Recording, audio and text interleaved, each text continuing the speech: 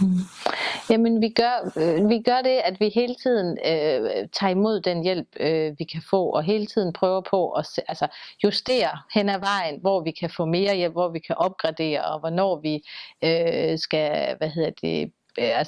bede om mere hjælp, sådan, så vi ikke kører helt sur i det, for når man først er kørt sur, så kan man næsten ikke se sig ud af problemerne. Og så forsøger vi også, altså hvor min datter, vi har en aflaster i hjemmet, som vi kalder ind, når der skal ske noget ekstra, og som vi også, for eksempel sådan noget, nu i foråret var der en del konfirmationer,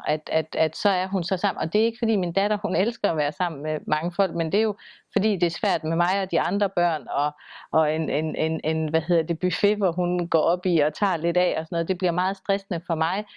Og så bruger vi for eksempel det, at så er hun hjemme, og så hygger de sig med noget andet, eller tager på en tur, sådan, så hun også får noget ud af det. Så det der med at ligesom se, hvor, og så hele tiden holde sig, er det for hendes skyld, er det for min skyld, er det hvis skyld er det for? Og så også det der med at prøve at lave nogle ting med de raske børn, så når hun er, vi har også en weekend om måneden, hvor hun er på aflastning, og så prøver vi at lave nogle af de ting, så komme ud og gå nogle ture, cykle nogle ture, det kan vi også godt med hende med i cykelvogn og sådan noget, men sådan prøver at lave de der ting, og så holde, og så prøver jeg også selv, det er selvfølgelig svært med at lave, og det er også fordi der er mange børn, der er 4 børn, så jeg prøver at lave lidt, tage en eftermiddag en gang med et barn, og prøve at lave noget, som de kunne tænke sig. Så sådan prøver vi på det, ja.